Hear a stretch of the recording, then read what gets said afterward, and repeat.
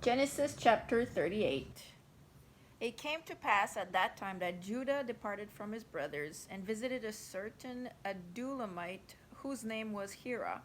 And Judah saw there a daughter of a certain Canaanite whose name was Shua, and he married her and went into her.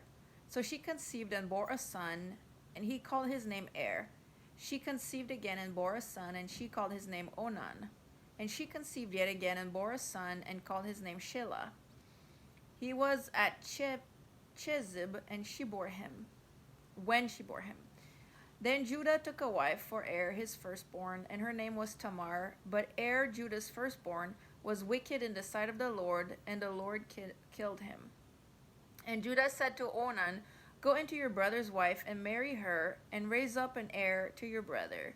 But Onan knew that the heir would not be his, and it came to pass when he went into his brother's wife that he emitted on the ground, lest he should give an heir to his brother. And the thing which he did displeased the Lord, therefore he killed him also. Then Judah said to Tamar his daughter-in-law, Remain a widow in your father's house till my son Shelah is grown. For he said, Lest he also die like his brothers. And Tamar went and dwelt in her father's house. Now in the process of time the daughter of Shua, Judah's wife, died. And Judah was comforted, and went up to his sheep shearers at Timnah, he and his friend Hira the Adullamite. And it was told Tamar, saying, Look, your father-in-law is going up to Timnah to shear his sheep. So she took off her widow's garment, covered herself with a veil, and wrapped herself, and sat in an open place which was on the way to Timnah. For she saw that Shelah was grown, and she was not given to him as a wife.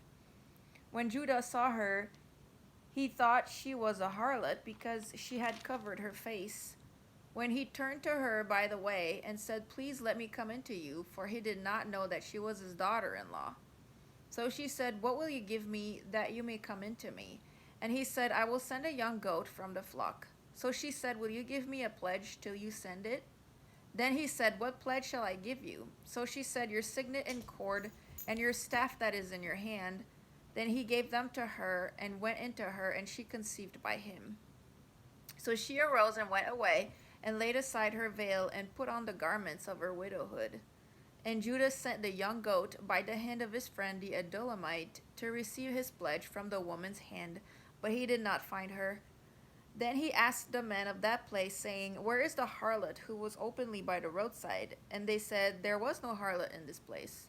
So he returned to Judah and said, I cannot find her. Also the men of the place said, There was no harlot in this place. Then Judah said, Let her take them for herself, lest we be shamed. For I sent this young goat, and you have not found her. And it came to pass about 3 months after that Judah was told, saying, Tamar, your daughter-in-law, has played the harlot. Furthermore, she is with child by harlotry. So Judah said, Bring her out, and let her be burned. When she was brought out, she sent to her father-in-law, saying, By the men to whom these belong, I am with child. And she said, Please determine whose these are, the signet and cord and staff. So Judah acknowledged them and said, She has been more righteous than I, because I did not give her to Shelah my son. And he never knew her again. Now it came to pass at the time for giving birth, that behold, twins were in her womb.